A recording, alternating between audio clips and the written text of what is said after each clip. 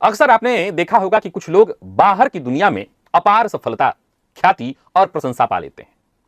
और ये संभव है, होता है, खूब होता है, ज्यादातर मेरे दर्शकों के साथ हो रहा होगा। लेकिन अपने ही परिवार और करीबी लोगों के बीच उन्हें वो सम्मान, वो प्रेम नहीं मिल पाता। या यूं कहिए कि अगर वो सम्मान प्रेम दे भी रहे हैं तो अब वो साथ नहीं आते हैं, वो साथ खड़े नहीं होते हैं, जबकि आप उसके वास्तविक हकदार हैं। ऐसा क्यों होता है?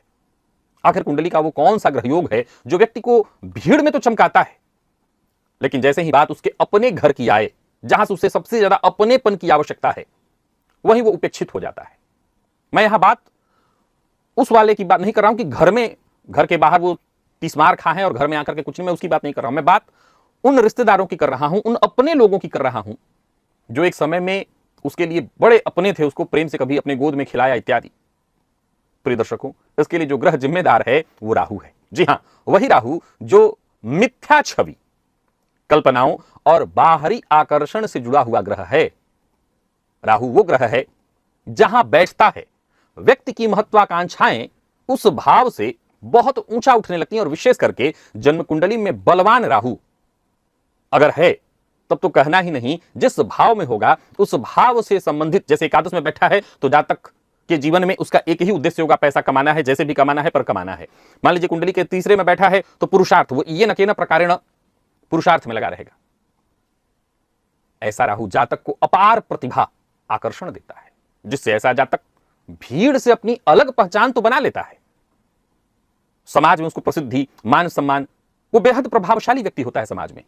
लेकिन ऐसा राहु, चूंकि इसका स्वभाव क्या है, बाहरी आवरण बनाना, ये आंतरिक सच्चाई से दूर बना देता है। याद रखिएगा, ज्योतिष शास्त्र के दृष्टिकोण से, हालांकि मैं ऐसा खुद भी मानता हूं, लेकिन ये मेरा मानना है, ज्योतिष शास्त्र का नहीं, मैं ऐसा खुद भी मानता हूं कि जब हम आगे बढ़ते हैं तो जाहिर सी बात है कुछ अपने ही लोग वो पीछे छूटने लगते हैं जो कभी हमारे रिश्तेदार थे।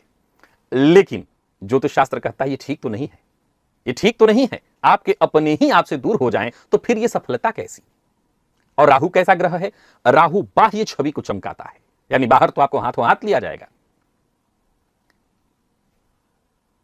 देखा जाए तो जो लोग इस मुकाम पर पहुंचे हैं, जो इस ऊंचाई पर पहुंचे हैं, उनकी अपनी खुद की मजबूरी है। वो दिन भर रिश्तेदारी को समय देते रहेंगे तो यहां तक वो कभी आ ही नहीं सकते हैं। यहां तक वो आए ही तब हैं जब उन्होंने बहुत कुछ त्यागा है, रिश्ते को त्यागा है, खुद को त्यागा है, खुद की खुशियों को त्यागा है। एक समय के बाद जब उनको वो सारी खुशियां मिल गई, या यूं कहिए कि वो सफलता उनको मिल गई, तो अब वो लोग जो कभी उसके अपने रिश्तेदार कहने के लिए थे, अब वो दूर हो रहे हैं। क्यों दूर हो रहे हैं भाई?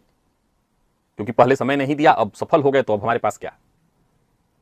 अब बाहरी दुनिया तो आपकी चमकदार हो गई, लेकिन अपने कहे जाने वाले अपने जो करीबी लोग हैं, सगे संबंधी हैं, जिनसे भावनात्मक सहयोग मिलना चाहिए था, अब वो नहीं मिल रहा।